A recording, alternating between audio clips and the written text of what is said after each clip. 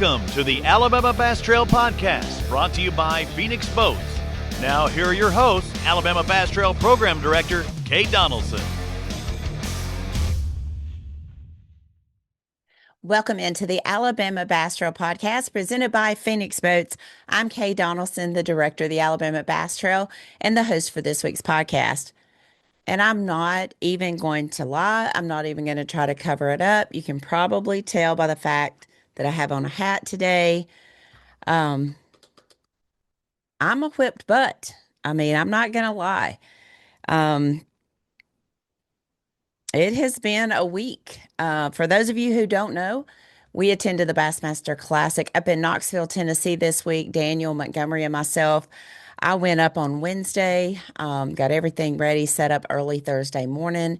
Had a little bit of time to spend with my friend Leanne Swindle at the Tecovas boot store. Shout out Tecovas. I certainly think I need a sponsorship with you guys, but got to spend a little bit of time with her. Daniel got there late that evening. We spent some time working on the computers, getting him more familiar with some of that side of the tournament director's job. For those of you who don't know, Daniel is a lineman with the city of Florence. He climbs electric poles, puts in services, all the things that has to do with electricity. So he doesn't work on computers quite that often. So getting him familiar with that side of the tournament director's position is kind of what we worked on Thursday afternoon. Excuse me. Then we met some great people for dinner and got to see a lot of our Bassmaster Classic friends and hang out with them for a little bit. But then it was right to work on Friday. And I don't know what else to say, but holy smokes. I've gone to the Bassmaster Classic 19 years. I only missed the first one that was in Fort Worth, and it was in June due to COVID. We had our first Alabama Bass Trail 100 June event was at Lake Eufaula, so I missed that event. But all of the others I've been to since 2007. I have been to, or 2006, I've been to all the Bassmaster Classics.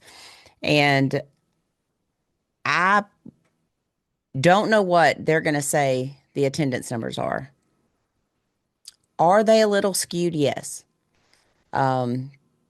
Daniel and I are exhibitors. We walked down to the other exhibit hall at the fair building, came back, they clicked us in. Are they a little skewed? Maybe. But I will 100% stand on my grave and say this was the busiest Bassmaster Classic that I've ever worked. We ran out of material on Sunday morning early. We ran out of giveaways on Saturday.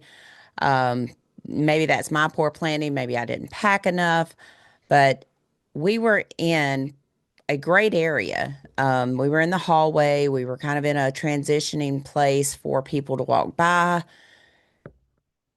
But even if we weren't,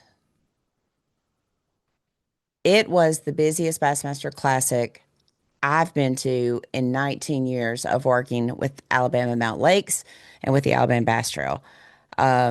Blown away. Not gonna lie, had a little excitement on Friday around lunchtime. Daniel was in charge of going and buying the candy for our booth, and he bought my kryptonite, which is milk duds, bit into a milk dud, and my crown came off. So I had to find a emergency dentist. I spent 2.5 hours in the dentist office on Friday afternoon. I got back, whole side of my face was numb for a good portion of the night, but we did make it over to the Fat Rascals, and I'm going to talk about that in just a little bit. But I want to give you an idea of what we're going to talk about on this podcast. And hey, you may want to tune out now because I'm going to get a little bit on my soapbox about some stuff. And, I'm just going to get on a soapbox. Just going to go ahead and warn you. You may want to tune out now. I don't know what all those, sometimes when they're going to show graphic stuff or whatever, they tell you may want to tune out and then come back. Well, I'm just going to be on a soapbox. So if you don't want to hear that, tune out for a little bit. When you come back, we'll have Mr. Darien Craig will be on the podcast with me today. Luke Duncan is going to miss the Lay Lake event due to a conflict with NPFL. I think they're down at the Harris chain. So Darian's going to sit in. He will be your MC on Saturday as well. So he's going to sit in with me. We're going to talk about all things Lay Lake and, whatever else Darian and I talk about. Who knows? But we're going to talk about all of that. We're going to talk about the ABT 100 announcement. You saw him on the video. Uh, kind of, he does talk to fishermen all the time, so it's going to kind of get his reaction and what he's heard. I'll talk a little bit about what the reaction was at the Bassmaster Classic, and then we'll give you a few more ideas of things that are going to be going on in the Alabama Bass Trail world over the next few days. So let's talk a little bit more about Bassmaster Classic. Um, Again, one of the most well attended shows that I've been to since attending the Bassmaster Classic. The execution that the BASS staff had there was phenomenal. I always have my issues with Freeman. It always seems like they're not quite on their game when it comes to small vendors. I don't know about being a big vendor and having 10 boats in a hall or, all the things. We're a small vendor, we're a 10 by 10 booth. But it seems like the loading in process is just they just can't get it nailed down. I sat at the loading dock.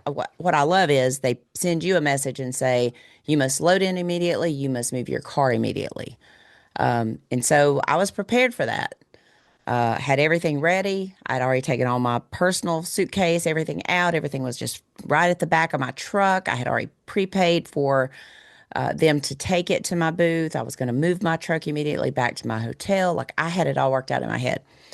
And I get there, and the gentleman tells me where to go to, and I sit there and I sit there for an hour. I sat there. I went to the desk a couple of times. Oh, yes, ma'am, we're going to unload you as soon as this van gets done, blah, blah, blah, blah, blah. An hour and 20 minutes later, they finally come and unload my 10 or 12 boxes that I have and take it to my booth. I immediately take my truck back to the hotel, put it back in valet, walk over, set my booth up. I just think they always just have a little bit of an issue. Don't know, that have never worked for that type of company, cannot tell you how that should have gone, but it just seemed a little, with all of the pre-emails they send you, it just seemed like they wanted us to be so organized, and then maybe they lost that in translation. I don't know. Anyway, we got set up, everything's good, getting ready for the Bassmaster Classic. Um, I walked and talked to a lot of our partners. I went and talked to potential partners of ours. And then I just talked to, I went up and had a chance to talk to Mr. Rick Pierce from Bass Cat, congratulated him on his Hall of Fame induction, talked to several vendors about what they thought about the attendance. And overwhelmingly, it was one of the best attended Bassmaster Classics we've seen in recent years. Now, the people in the fairground building maybe didn't have the traffic that they expected to have. That is one of the drawbacks of having an expo in two very big buildings, and not a ton of signage, no over the speaker announcements, all kinds of things. So, you know, I don't know if it's Bass's responsibility to do that, or if it's those vendors that get there and find out they're going to be in that booth, that they don't go and do some social posts. But it is hard, and I would probably feel the same way if I had been in that area. Although when Daniel and I walked through that area, it was pretty crowded at that time. But again, we were in a fantastic area. I don't know what we did to deserve that, but I'm very thankful that we were, because we were in a fantastic area. Right when you came in, you got to see us. So, um, super, super, super, super fun time. Um, you've heard me say this on this podcast before. If you've never been to a Bassmaster Classic outside of the state of Alabama, if you live here and you've never been to a classic outside the state of Alabama, I highly encourage you to go. Um, I'm not going to lie. Hotel rooms were crazy expensive. Uh, Crazy expensive. Um, you could stay 20 minutes outside of Knoxville and get a better rate. But by the time you pay for an Uber to come downtown, and the time you pay for an Uber to take you back, your hotel rate's still going to be quite high. And it has been in certain areas. Fort Worth was high. I don't think Tulsa was quite as high. Greenville is not usually as high, um, but it was expensive. I'm not gonna lie. But the experience in Knoxville, and I'm going to say Dennis Tumlin, the entire state of Tennessee tourism department should be so proud of how Knoxville handled the Bassmaster Classic. The hotel staff was fantastic. The restaurant staff was fantastic. The wait staff was fantastic. The bar staff was fantastic. Every restaurant we went to was fantastic. Every night event we went to was fantastic. Hats off to them. But I got a chance. We were at a rooftop bar Saturday evening after the classic closed. It was my daughter's birthday, so we went there. We had one of our sponsors with us. But we had a chance to meet two gentlemen from Hershey, Pennsylvania, Max and Lauren. And Max said after he retired, he was sitting at dinner with his wife and this other couple and mentioned that, I'm retired now and I want to go to a Bassmaster Classic. I've never been. And so his buddy Lauren says, "Hey, I'll go with you. I've got a camper. We'll pull the camper and we'll go." And they talked about the hospitality and how kind everyone was, and how, yes, it was elbow to elbow with people. There was not a piece of carpet not being occupied by a person or a booth, but how nice everyone was, and how, I mean, just how people would converse amongst themselves as they were waiting in line. And I'm not going to lie, Friday morning, it was cold. It was cold when we went over. And I did not pack a heavy jacket because I guess I just didn't look at the weather. It wasn't an ABT event. I didn't think I needed all my rain gear and stuff, so I just didn't look. But they talked about how nice everyone was and how close that they could get to Kevin Van Dam. And they stood there and they watched their idols, the Jimmy Houstons, the Roland Martins, um, well, even Steve Harvey was there, but Kevin Van Dam and it was Hank Parker. They were talking about how excited they were that they could literally get right next to them and take a picture with them, and how the people behind them would take their picture. It was just really cool to see a first timer's experience at the Bassmaster Classic when he was 68 years old. A gentleman that I've told y'all about several times on this podcast that I met in Greenville, South Carolina in 2008, who brought his son to the Classic, and I saw him every year at the Classic, and now his son works for Bass, shoots photography and videography for Bass. I saw him this week. He's now transferred and moved down to Maples, retired, and he came by the booth and hugged my neck and got to see him again, and I thought that was great. But just watching Max and Lauren's not a bass fisherman. He likes saltwater bass or striped bass, but watching them talk about their experience as a first time classic attendee at 68 years old, just it really renewed my spirit for our industry, and for the Southern hospitality. He mentioned that there's a show up in PA and it's a very large tackle and fishing show, but he just talked about how rude everyone was. Now, that's from him. I've never been to that show. But he was talking and he's mentioned it several times that it's pushing and shoving and cussing and whatever. And that just how excited he was and how welcomed he felt here in the South. So shout out to Knoxville, Tennessee. Shout out to all the Bassmaster Classic attendees and the vendors and everyone that was there.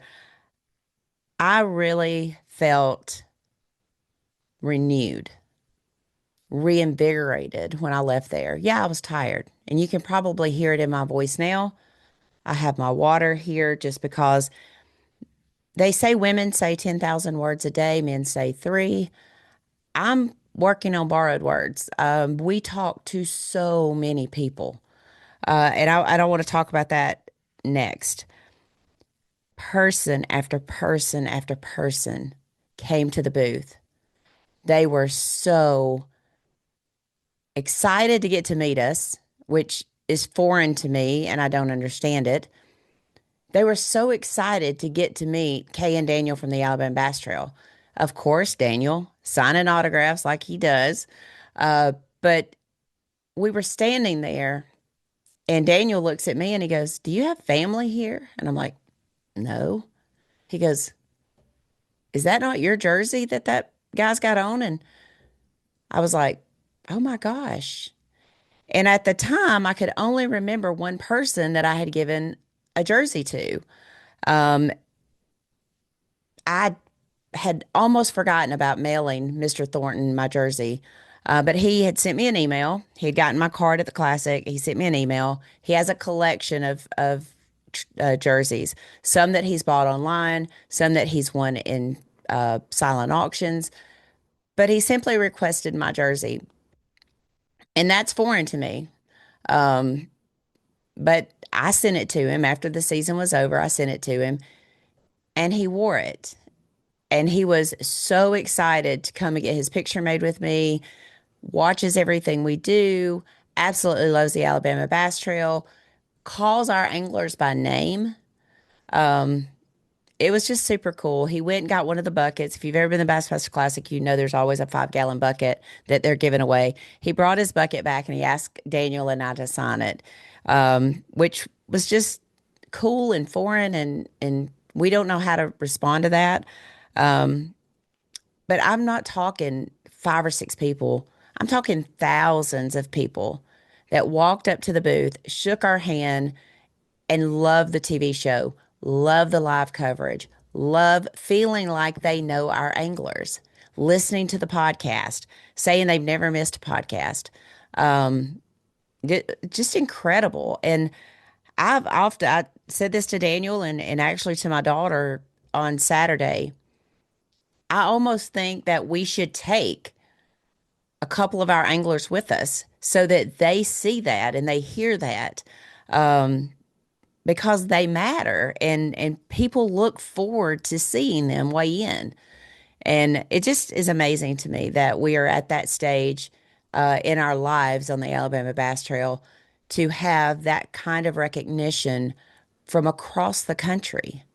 It really is surreal to think about that. Um, I got to take my daughter, Emma, it was her birthday on Saturday, and her boyfriend brought her to Knoxville for her birthday. And you're going to be like, well, why did she want to come to the Bassmaster Classic? When Emma was 12, 13 years old, she traveled with me to work the Bassmaster Classic. She did the Deer and Turkey Expo in Birmingham. Um, she did a couple other shows with me, the North Alabama, the Tennessee Valley Hunting and Fishing Show. So she did several shows with me. So working a Bassmaster Classic is not foreign to her at all.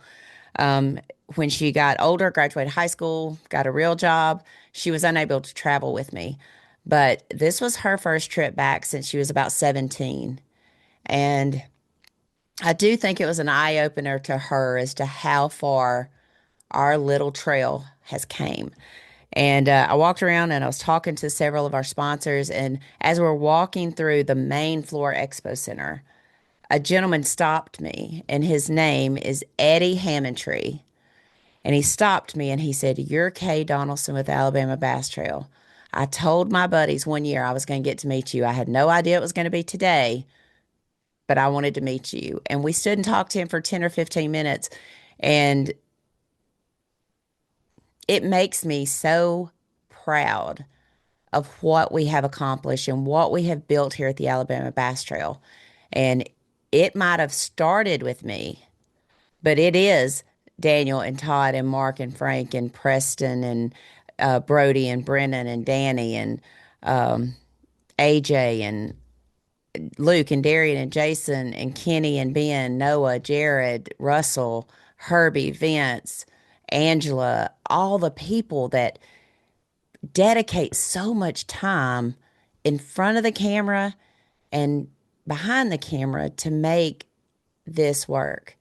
And the amount of pro anglers that we had come up to our booth, not just Alabama anglers, from all over, from Arkansas, from Texas, from Missouri, um, of course, Alabama, Georgia, Tennessee, that came up and recognized the Alabama Bass Trail, wanted to talk to us about it, wanted to talk to us about the ABT 100, which I'm going to talk a little bit about in the next segment. But to know that we are that well known and that well thought of, very humbling, very proud moment for me. And I could see it on Daniel's face as well. Um, it's a very proud moment. So I can't say enough about the people that came up to us. So if you did, thank you so much. If I forgot to mention you, um, there was just so many that really changed my thinking and my perception and gave me a little bit of courage to continue to do this. I'm not going to tell you this is not easy. This job's not easy, and it's very stressful at times, and they recognize that. So thank you so much to everyone that came by the booth this weekend. Thank you so much. I have to talk about the Bassmaster Classic because there was a fishing tournament going on as well. As you know, nine anglers, former Alabama bass trail anglers, competed in the Bassmaster Classic. We had, I believe, six of them that finished inside that top 25. Justin Atkins in sixth place, Wesley Gore in 10th place, Kyle Welcher in 11th, Fisher Anaya in 13th, Brock Mosley in 18th, and Andrew Loberg in 23rd place. So overall, a great tournament for all of those guys. Congratulations to Dylan Nutt, the 2026 Bassmaster champion. Um, I'm going to get on my soapbox here in just a minute about the grief that he has seen, as well as what we saw with Easton Fothergill as well. Going to get on that in just a little bit, but um, all of those Alabama bass trail anglers that competed, congratulations for getting to that level and succeeding and fishing at such a high level, and just really, really, really proud of them. Wes Logan, Wesley Gore, Justin Atkins, all of them were mindful enough to mention to me that they had seen the Alabama Bass Trail 100 announcement and how excited they were. So part of me feels like they'll always be Alabama Bass Trail anglers, even though they're on the Elite Series now. The fact that they still watch what we're doing and come up and talk to me about it is a huge compliment to them and to me, that they feel that they can that they want to come up and recognize what we're doing. So thank you to all of them. All right, this would be the time you want to step away or fast forward or whatever you want to do, because here goes my soapbox. And I think I got on one pretty hot and heavy last year after the Bassmaster Classic. The people at Bassmaster, whether you agree with them or not, they make the rules. They listened to their anglers. They did half and half. They did the coin flip. They decided where to use forward-facing sonar, where not to use forward-facing sonar. They listened to their anglers, and they made a decision to do that. But because people who qualified for this year's Classic did so with all forward-facing sonar tournaments, they made a decision to allow forward-facing sonar at the Bassmaster Classic. It is legal to use it. I have friends that hate it. I have friends that says it's tearing our industry apart. I have friends that agree with half and half. I have people that love it. I know people that hate it. So I have people on all sides of it. I will say, I'm not a fisherman. I don't compete in bass fishing, and I'll get to that in just a minute. But I want to talk about forward-facing sonar. I feel like 15 years in the bass fishing industry, 13 years running this trail, I can have an opinion. I could have an opinion if I'd never even worked in the industry. But I feel like having 15 years in this industry gives me an opportunity to have a more educated opinion. What I hear more than anything is we want we want bass fishing. We want a professional series of bass fishing. We don't want to have to pay entry fees. We want large paybacks. We want all this like PGA or NBA or NFL or MLB. So I took some time on my 4.5 hour drive home yesterday to think about that. So let's just think about Major League Baseball. Are you aware that they can draft a kid from high school into the major leagues? Now, has his parents taken him to private lessons? Have they bought the best bats? Do they buy the best mitts? Have they put up hitting facilities in their backyards? Or have they bought private facilities? Have they flown their pitcher into Emerson, Georgia, let him pitch a game and fly him back home until the next weekend? They have. I lived that life. I know what that's about. Jackson Holloway was drafted out of high school, came into the major leagues, had a terrible first 15 games. They sent him back down to the AA. He came back up. Have they earned their way to be Major League Baseball players out of high school? My son played 4 years at a Division II school and then a year at a Division I. He didn't get to go to the major leagues. He got injured his senior year. He was recruited by 16 of the 33 teams. He didn't get a chance to be drafted. He paid his what? I mean, he earned his stripes. He caught 54 games his junior year. He went and played the Woodback Leagues in the summertime. He learned how to establish a household on his own, to manage school and to manage a schedule and to go to practice and spend 28 hours a week in the fall practicing. But he didn't get drafted. He earned his stripes, but he didn't get drafted.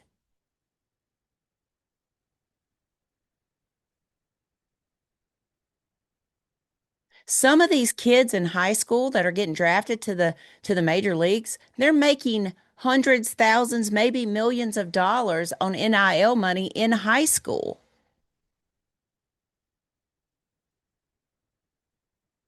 But yet you don't see Major League Baseball fans pounding their fist talking about how these kids haven't earned their right. You don't see them minimizing their accomplishments. Some of these kids never won a state championship at their high school, but they were standouts in what they did. They committed to the process and they got to the major league level, and someone drafted them in the first round. The year Jake was eligible for draft, not one Division II student, not one Division II baseball player was drafted that year. The next year, only two. But yet we have TV shows that air on ESPN. People have $1,000 suits, Rolex watches, but they haven't gone through the battleground to get there. But yet no one has a problem with that. The NFL, at least you have to play 3 years in college to be drafted into the NFL. But if you've ever watched an NFL draft party, people are standing outside with their team's jerseys waiting on the announcement. Yes, they boo the commissioner. He kind of deserves it most of the time. But they're throwing parties. They're wearing jerseys. They're then going to go and buy $150, $200, $300 tickets to go support these kids who, by the way, in college are paid millions of dollars. But yet in the fishing industry, we want to complain about daddy's money. Would you be any happier if it was Jack's money paying them? NBA. You can go to college 1 year and get drafted into the NBA.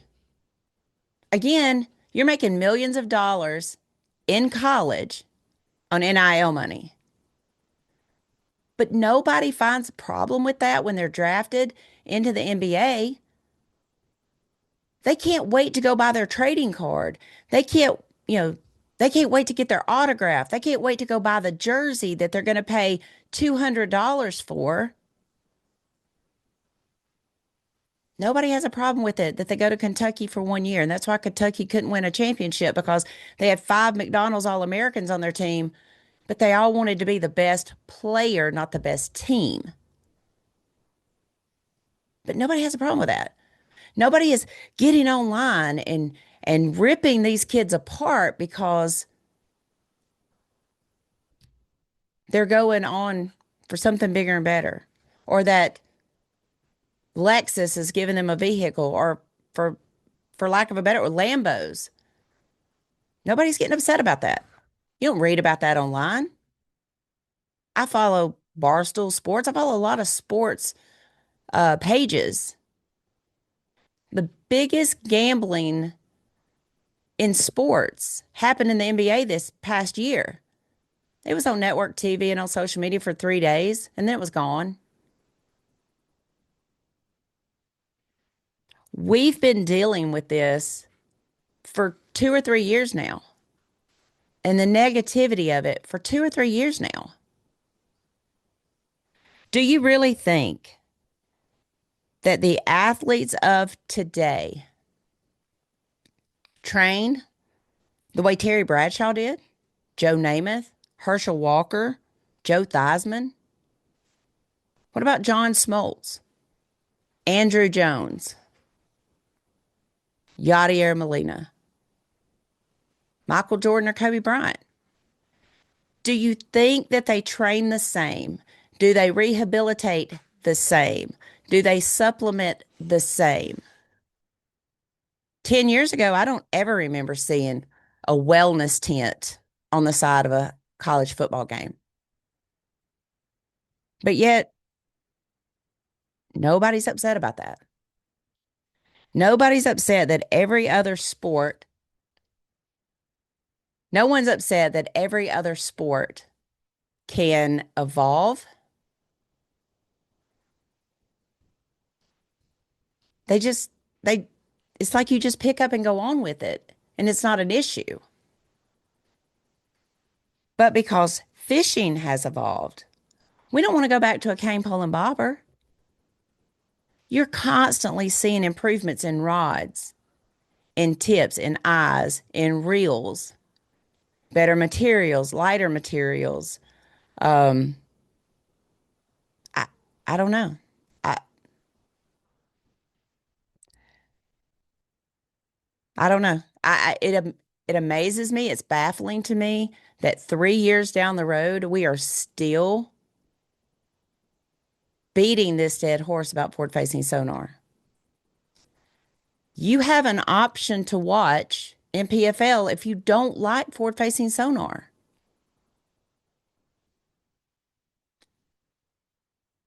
You also have the option to start your own trail if you don't like forward facing sonar. Do I have people in the Alabama Bass Trail that have mentioned to me, Miss K, are you thinking about banning it? Yeah, I mean, I have, but it's a very small number compared to the overall audience that we have. So, again, I mentioned at the beginning of the show, do I fish? No, I don't fish. I organize bass tournaments. You don't come to the boat ramp and sign up anymore. You sign up online, a limited field, time and date stamped so I know who's next on the waiting list. You don't wait till you get to the boat ramp to find out what boat number you are. You don't get your boat number based on when you sign up. We don't meet in a parking lot and go over the rules.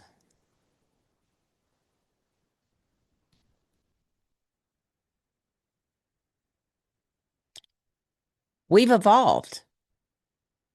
Our whole industry has evolved. You can order something online and get it the next day.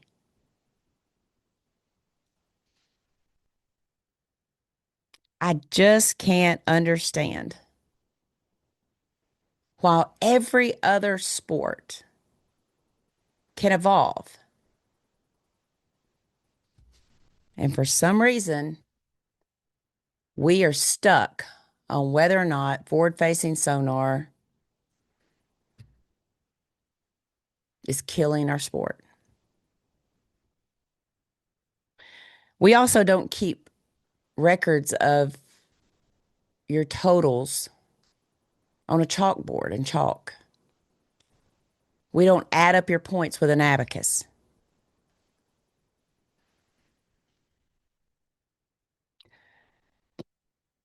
Last but not least, I sat and thought about this last night. And it makes me mad that I even sit and think about this kind of stuff. But had Kevin Van Dam won the Classic in Knoxville using forward-facing sonar, what would have been the comments? You know what I think it would have been? Kevin Van Dam shows these young guns that he's still the GOAT.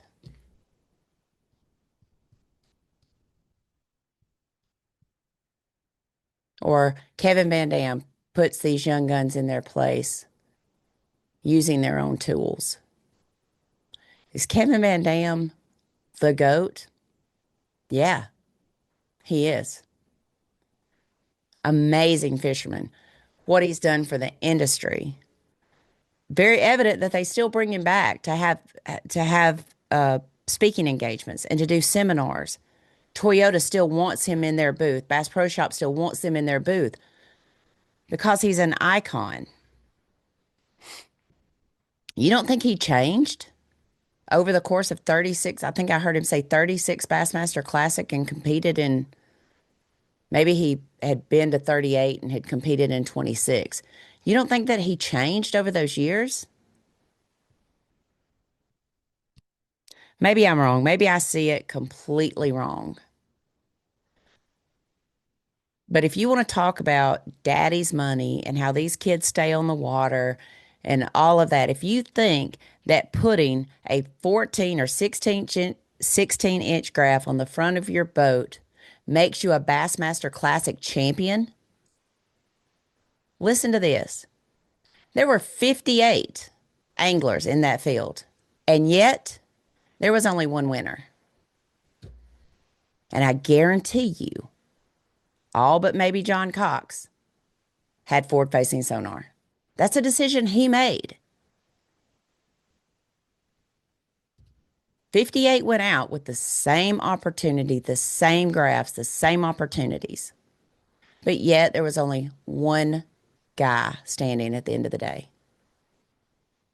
So if it's so easy and everybody can do it, wouldn't we have had 58 tied for first place? Wouldn't everybody be on the same size fish? Wouldn't everybody be in the same area of the lake? If everybody had the same technology? I don't know. It's aggravating. It's frustrating. It's ridiculous to sit and look at some of the comments. Hey, Dylan Nutt, congratulations, dude. Congratulations. You're not an Alabama Bass Trail guy. Maybe one day you will be. But you go to the University of North Alabama. That's where my daughter graduated. A lot of good fishermen come out of there. Got to see a lot of the Montevallo Falcons walking around this weekend at the Bassmaster Classic. I wish you all the best. Wherever your career takes you, whatever your career takes you, I wish you all the best. I hope that you have a good support system at home that can close out all this noise and enjoy what you've achieved. But all right, soapbox over. Y'all get ready. Mr. Darien Craig coming up next. We're going to talk Lay Lake, maybe Alabama Bass Trail 100, see if Kobe Carden did reach out to him and see if he wants to fish the ABT 100s in 2027. Y'all stay tuned, but right now you are watching the Alabama Bass Trail podcast. Maybe you're just listening. The Alabama Bass Trail podcast presented by Phoenix Boats. Y'all stay tuned. Research and development is more than just time in the shop for us. It's time out here. Sweating the details. Making boats that work as well in the real world as they do on paper. From our R&D team to our anglers on the water, We have the knowledge and passion to build you the finest fishing platform in the world. Welcome back to the second segment of the Alabama Bass Trail Podcast. And as I promised, Mr. Darien Craig. Give it up for Mr. Darien, everybody. The guy who claps for himself for a podcast introduction. He's here. Dude, I don't know how your weekend was, but we were flat busy at the Bassmaster Classic. You know what that's like. You've been there. You've done the thing, you know. Yeah, it looked I mean, Knoxville, I went to the first Knoxville Classic. It's been, I guess there's maybe been two more since. How many has there been total? 3 there now? 3, I think. I went to the first one and I haven't been to the last 2, but Knoxville is crazy. And I would imagine it's gotten better every year. The cool thing, I just remember the number of people at Blast Off in the mornings was wild. Obviously the expo's crazy, but yeah, I think fishing's just growing a bunch. And you have, obviously with like the young guys that are winning, I think that gives a new perspective to getting these kids involved in the fishing. Well, there's a ton of kids that have never been exposed to it in the past. It's a younger crowd walking around wearing fishing hats now than it's ever been. And so there's a ton of youth. There's a massive youth movement. And I don't know what you talked about before this. You gave me some podcast notes. I know that it just is annoying. Like it's that way in everything. Like the kids, what do y'all want the kids doing? Y'all want them out on Friday night doing the other stuff they could be doing on Friday nights, or y'all want them going with their dad and going fishing? You say daddy's money, but what does that even mean? Because the daddy's money thing is like any amount of money, any time. The money doesn't have to be time. The daddy's money doesn't even have to be real money. It can also be time. How many guys Michael Jordan's story? His dad had no money. They didn't have money, but his dad had time. And so the greatest basketball player of all time, literally, is playing on a mud floor outside basketball court, but his dad's working on him in the rain. That's what his money was. But y'all didn't complain about that because it wasn't real dollars. Mm-hmm. It's a bass backwards thing that's annoying. I think it's driven by a lot of hate of people who don't want to see kids succeed. Kids are whatever. Y'all just shut up. Mm-hmm. That whole thing's wild to me, but we are seeing a ton more youth. I think that's super important. It's inspiring for a kid, all of the kids, every one of I looked at one day in the top 10, it was like every one of them are 22 years old or younger, it would seem like. And I think that's motivating for other high school kids to like, while forward-facing sonar is a thing right now, the kids obviously are dominating it. It's motivating other kids to get good at it because they see that's what they can do and be good at. So, yeah. I think the whole thing's annoying. I'm a little bit disconnected from the fishing industry as I once was, but I still see all the comments, and it's just crazy that you can hate on a kid. That's just crazy. The hate on a kid is crazy. Like, mm-hmm. He's a kid. He didn't even make any mistakes. Like B, he's learning life. He's walking through this whole thing. Why are we not being supportive over him? It's just wild to me. But shout out to the kid. I think it's impressive as hell that he's all of those young guys, but I mean, Dylan won, so we'll talk about him, but like, they just don't get rattled. Like, they know that they're going to catch them. Fisher's the same way. Trey McKinney's the same way. JT's the same way. That whole group, Marbit, I know he's on the leads, but Tucker Smith, a whole group, they just know they're going to catch them tomorrow. And it's like the extreme amount of confidence they go into every single day is wild. And yeah, shouts out to all of those young guys because that's impressive. But well, one thing that I noticed, and because I've gone to high school tournaments before, I was at high school tournaments when you fished in high school, and the amount of people that those people bring to a tournament for a weigh-in, it's mamas and daddies and grandma. We saw that at the weigh-ins. Like, you saw 12, 15 people walking around with these kids' jerseys and these kids' shirts on. I mean, they bring people, and that's what these 7, 8, 9-year-old kids are looking up to, and that's what they wanted. And I saw it like re-energized me because, yes, that's our next customer too, and I want a great mix of that. But the attendance at the weigh-in was fantastic. We had the same good live coverage in Knoxville that we had in Fort Worth. When everybody said, oh, nobody attended the weigh-in. I think a lot of that had to do with you've got these 8, 9, 10-year-old kids that dad and mom's bringing them there. They're not worried about being on this.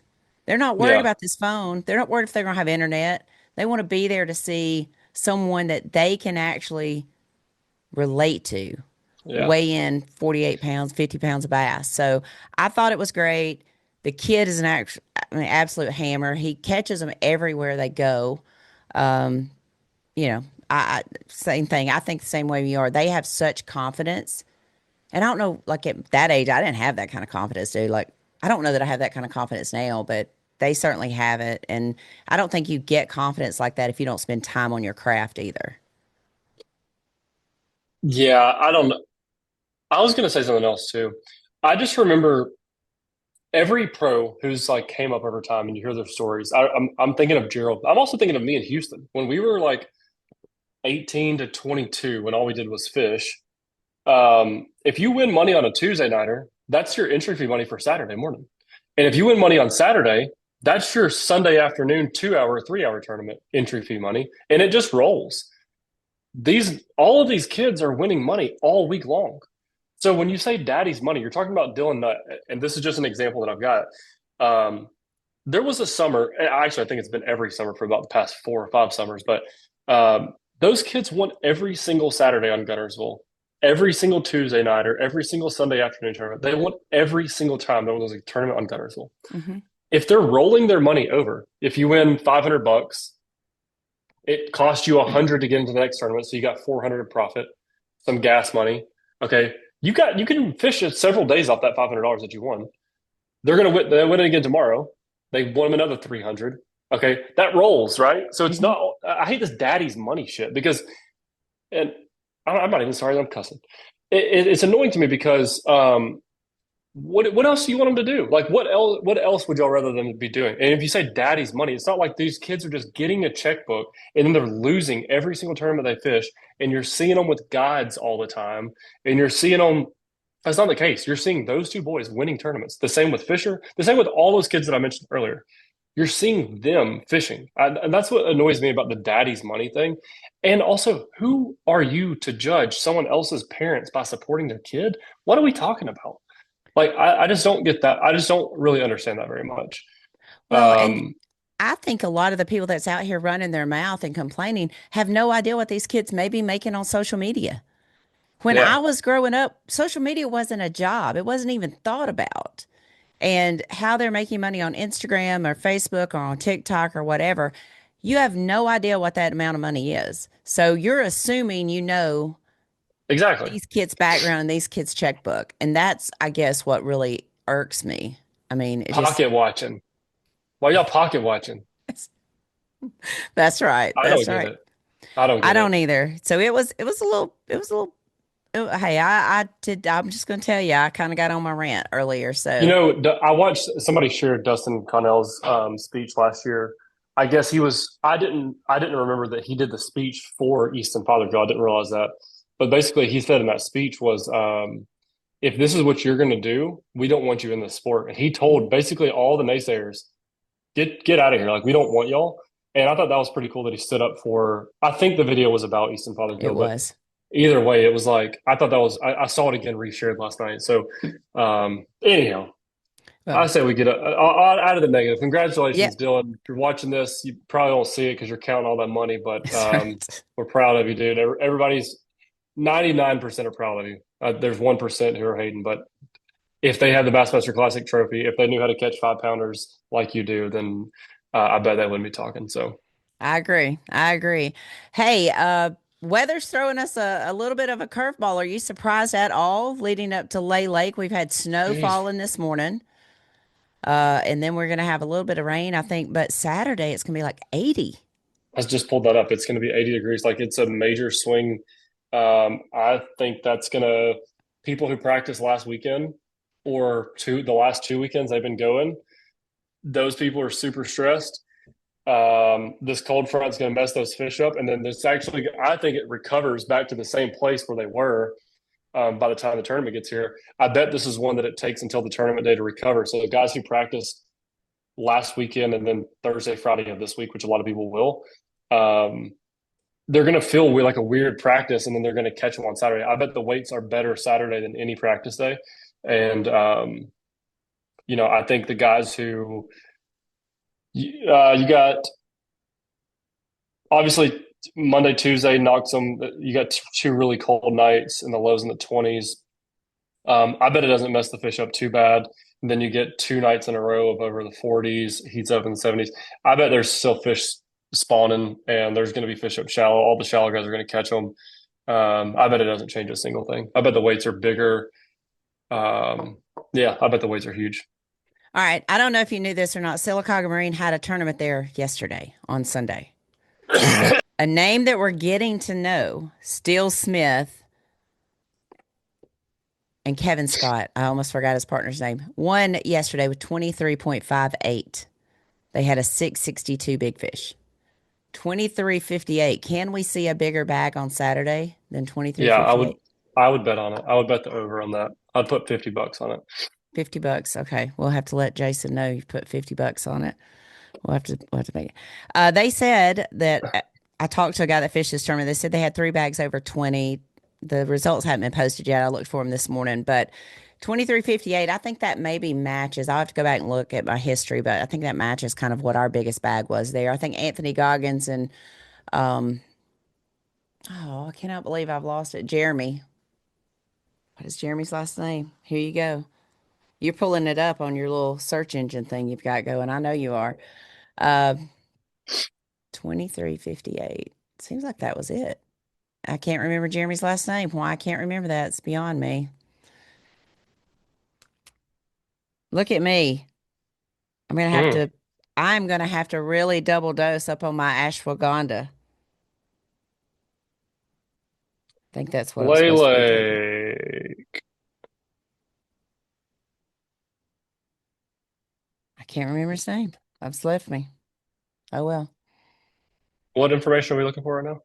Anthony Goggins' partner when they won on Lay Lake. Did they win in 2016? Seems like it. That's the only year that I don't have on Yeah, I my believe they database. did. Let me go back and look and see what. I believe they won it in 2020. Well, 2016. Yeah, that would have been right and I believe it was the same time of the year.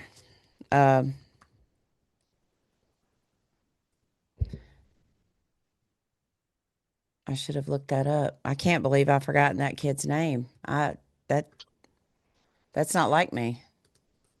Yeah, I guess at 53. 53, you're okay. It's like her. So, I do see we've got 2 tournaments that have been more than that.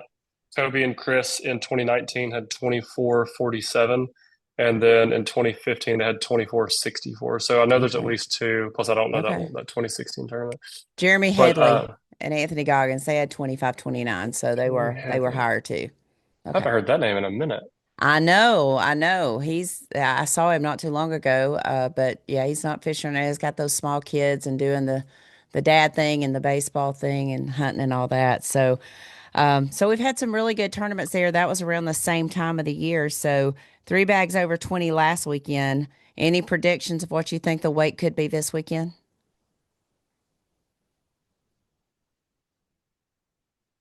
I think this Chris and Kobe have weighed in twice, mid 24s, 24.47 and 24.64. I bet it's in that range.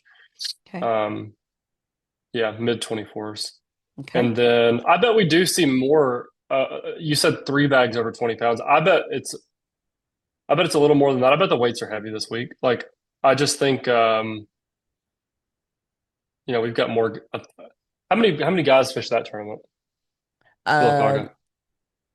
Probably around 100. They used to have around Yeah. 90 to 100 boats.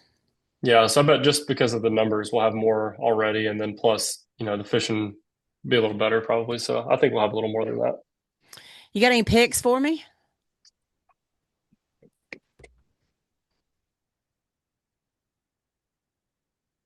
I think Noah and Cole win. Noah and I think they win.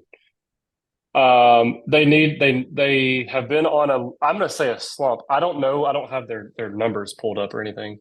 I just know that recently, when I just think about them, they haven't been doing as good as like they were 2-3 years ago. They've still been fishing their butts off, and maybe I'm wrong on that. And I apologize if I am. I just think they're like they won in 2020. 16 pounds on lay. Is that right? That was because Was of the it? September tournament. That was Okay. COVID, and we moved it to September. Yeah. So I've just seen them fish their way for big fish, the shallow, and they know live scope better than anyone, or as good as anyone. So I can just see them fishing shallow this week during practice, finding some big ones up shallow, and then going and catching 18 pounds out deep, scoping, and then going and catching two great big ones for the win. I think that's the winning pattern. And so I'm going to pick them to win. I don't think it's really a crazy, that's very obvious, but when you've got guys that just spend that much time on the water and they know multiple things, that's what scares you about Chris and Kobe is Chris's remark about we finally figured out live scope and that thing, it's a lot of fun doing that stuff. Like that's also really scary, but I think it's gonna be a slugfest. Like all the guys here are just it's late in the spring, like it's late in March. March is the best month of fishing there is, and Lay Lake's the place to be. So I like your pick. I like Chris and Kobe. I mean, they've got 4 wins on that lake already. They're usually post-spawn guys. I mean, we see them win post-spawn, so in that summertime pattern is really good for them. This Steele Smith, I mean, even Trip Weldon said, you're going to know this guy before you get to Lake Martin. You're going to know who he is by then. So I mean, I don't doubt that one bit. So um I don't you know. got This Zeke and this is one of the tournaments where you just look at it and like you just know this is going to be a good one. So there's a lot of ways to catch fish.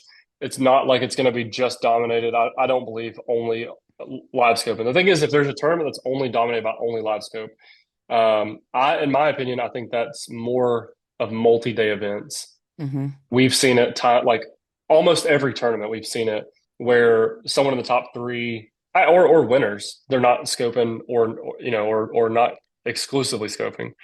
But yeah, I think this is a tournament where it can be won many different ways, and we'll probably see that in the top five. Cool. I hope we see multiple 20-pound bags. I think that's exciting. It'd be good to see the overall health of Lay Lake. We haven't been there since the championship. What? Let's see. We were there in June last year. Whoo, it was hot. It was hot, hot, hot there when we were in June. So I love being there in March. So I want to talk to you about something else. You were involved in a little video we did announcing the 2027 Alabama Bass Trail 100. Did Kobe reach out? Like, He did. We signed up. I bought the jerseys. It says Darien Craig. No, that was fun. I think it's fun anytime something new like that happens. Like whatever it is, like you even see stuff that you don't even care about. You see it on Facebook, and it's like a rules change or any kind of new information is always fun. To be part of that is also a lot of fun since it has to do with us. But you get that good of a schedule. There's only 100 teams fishing, so your odds, if you're just using math, your odds are, better to win than a standard tournament. Now, there's a lot stiffer competition, I believe, in the 100, just because the entry fee is a little higher. So inherently, people aren't going to waste the money, or they're going to think the guys who think they can win are going to put their money first. And so I think you get a lot more stiff competition. You get obviously the pros can fish, so that adds a dynamic in people's minds that I think is not really just for a second, but people talk about that all the time. It's like, well, the pros can fish, the pros can fish. Well, the pros are traveling. They're not.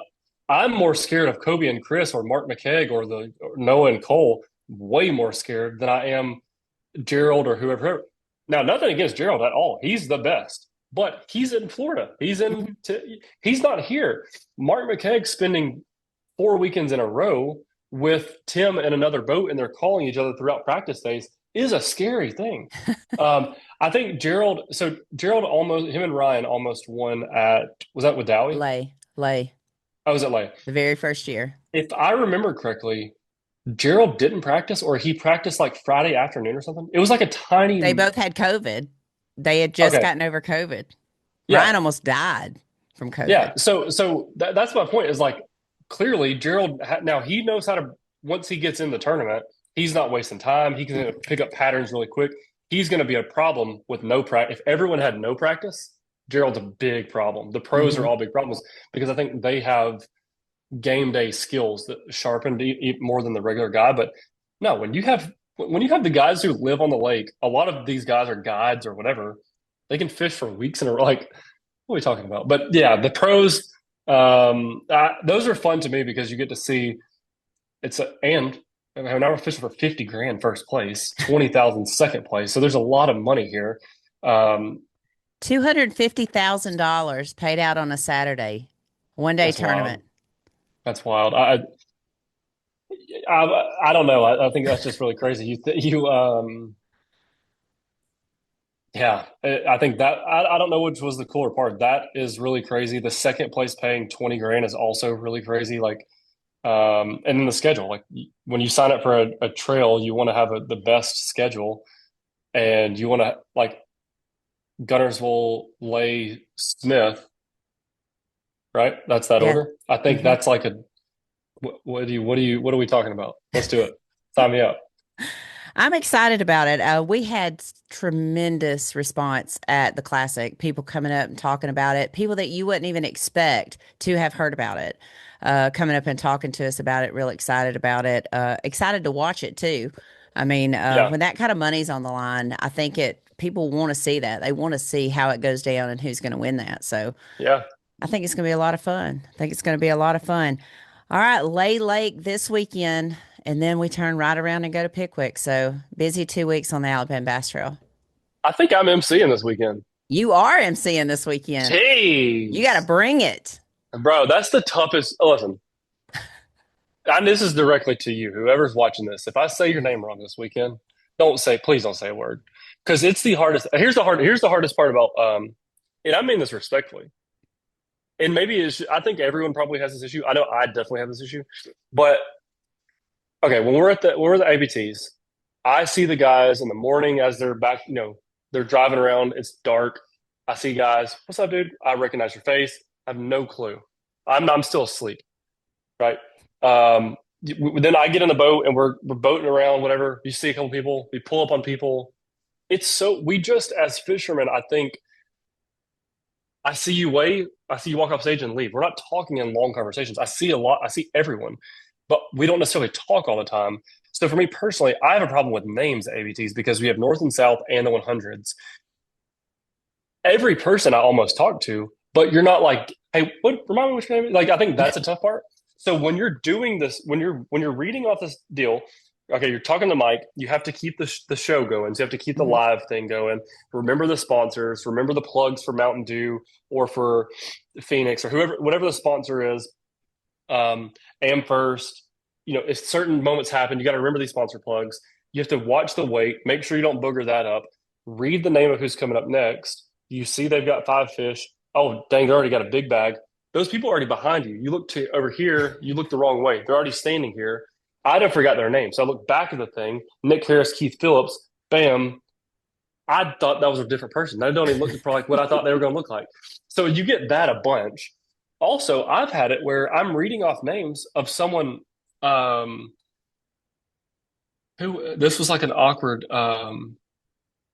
Russ Sapp. I went to college with Russ Sapp. I've spent 100 hours on the phone with Russ Sapp, and me and him did a video shoot for you. Like Russ has stayed at my house plenty of times. His name is Russell Sapp on the deal. I have no clue who Russell Sapp is. I'm reading it as if I'm like gonna meet this guy for the first time, and it's like someone who I really closely know because you just it's not what I call him, and so that is a lot for all y'all who think that that's not a lot, or who think Luke's job is easy, or Mercer's job is easy, or my job this weekend is easy. You're wrong. It is. It's very I difficult. actually called a young girl last week after, well, the Monday after Gunnersville. And I said, I normally do this before the tournament ever starts, but we were just so bogged down and I didn't get to. I need to know how to say your name properly because I don't want to go all year long like you get Duran. Yeah, yeah. I actually had it on here Darium. that I Darien. I had it on my list to introduce you that way, Duran, Yeah, Darren. I had it on my list, but I didn't want to go all year and mispronounce her name. I wanted to know that that was important enough to me that I yeah. knew how to say her name. And she came by the booth at the Classic this weekend and said, "You don't know what that meant to me that you cared." She said, "You get to a point like you make fun of it some, but it's like, I'm 23. Somebody get my name right, you know? Yeah. So props to her. I will do much better about that. But I did. I texted her. I said, hey, would you please reach out to me? It's not a issue. You're not in trouble, anything like that. And when I told her what I wanted to do, she said, I really, really appreciate you doing that. So I kind of thought of you. And then when I Yeah. saw the Duncan, how it was spelled Friday night, I had to send that to you. Yeah. Yeah. Yeah. It's It's fun stuff. MCing is tough, like because you're also, part of that is also managing a live crowd plus a TV crowd or a streaming crowd. And I don't necessarily have the nerves of like the people. I just have the you get a name wrong, then you kind of feel a little bit embarrassed that you said, I know that I said his name wrong. I feel embarrassed, or maybe he corrects you, maybe he doesn't. Um, I didn't remember his name when I saw his face, but that whole situation just gets weird, and you have to keep your composure during all of that. Keep the smile, keep the show rolling. By the way, get people off the stage as fast as possible if needed to be. Okay, they have a 6 pounder, but they only had 10 pounds. Okay, I want to know how you got the 6 pounder, but you're like in 100th place for the tournament. So this is awkward. You had a 4.5 pound spot. It's your biggest ever spot. Well, definitely, I would personally want to know about how you caught your biggest ever spot. Okay, but the guy behind you has 5 4.5 pound spots. So so it's like those kind of things are like No, I know, dude. that I know. that is the issue. That is the issue. But I would never want to do that. Of course, Daniel would tell me I could never be the MC because he never lets me work boat check either. I went out there for like 2 minutes when Luke was doing that video the other day, and he goes, "Okay, you got to go. You're slowing things down." So there's no possible way he'll ever let me hold that microphone and be the MC. No possible yeah, way that's ever going to happen. So, all yeah. right. Well, I appreciate you taking time for me today. We are going to be at Lay Lake this Saturday, hopefully weighing in some big, big Coos River spotted bass. Maybe Yep. a I couple believe we largemouth will. too. All right, I darling. believe we Thank you so will. much. All Okay. right, there you have it, Mr. Darien Craig. He's going to be your MC. He'll be live on the water as well. We'll be back in just a minute on the Alabama Bass Trail Podcast presented by Phoenix Boats. Y'all stay tuned.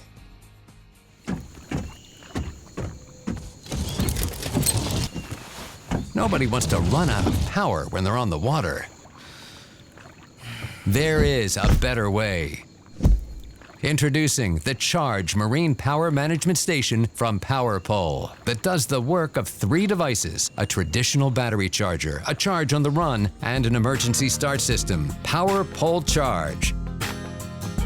Welcome back to the third and final segment of the Alabama Bass Trail Podcast presented by Phoenix Boats. I told you, there's no telling what me and Darien might start talking about, but let's get to what's coming up next on the Alabama Bass Trail and get you on your way. So, as I mentioned, 4 days away, we will be at Lay Lake. By this time, you have received your email in your inbox, and you will receive your boat number tonight at 7 p.m. or on Monday night at 7 p.m. You can also watch your presentation on YouTube or click the link inside your email. Also, anyone who has assigned a camera and tracker for Lay Lake, you'll get a text message on Thursday morning at 10 a.m. about that. And we are 11 days away from Pickwick Lake. So, a lot going on over there around McFarland Park. There is some road closures, there's some detours and other things. We will have that in the presentation, but please make sure if you are staying across the river toward the shoals, you may have a little bit of an issue getting back and forth to the boat ramp. So check that out. We'll have a link for you on the email about that as well. But also, I wanted to mention I will be out of the office late Tuesday and Wednesday. I'll be at a legislative event in Montgomery, meeting with the legislators on several items. One, of course, House Bill 157. I think we have a public hearing down there on that, but also just on the fact that the Alabama Bass Trail lures tax dollars to the state of Alabama. So we'll be down there doing all things legislative stuff on Wednesday, thanks to the North Alabama Mountain Lakes organization that hosts that event each year. So we'll be down there on Tuesday, Wednesday, and then I will roll into Lay Lake maybe Thursday, maybe not Friday. Who knows? Hard to tell you when I may make it to Lay Lake this week. But guys, that's a wrap for this week's Alabama Bass Trail Podcast. It's been a fun week. It's been an exhausting week, and we've got hey, it's only Monday. We got a few days left to go. Thank you guys for tuning in. Thank you for everyone who came by the Bassmaster Classic booth and saw us there. Thank you, Darien, for standing in with me today since Mr. Luke Duncan will be away this week. Guys, remember, hug your mom and them. Give those fur babies a little extra treat. Love on them. You're their only life. So y'all have a great one. We'll see you down at Lay Lake this weekend. 4 hours of live coverage, 7 a.m. to 11 a.m. right there at Beeswax Park in Columbiana, Alabama. Thank you to Discover Shelby for being our host this week. We'll see y'all this week at Lay Lake.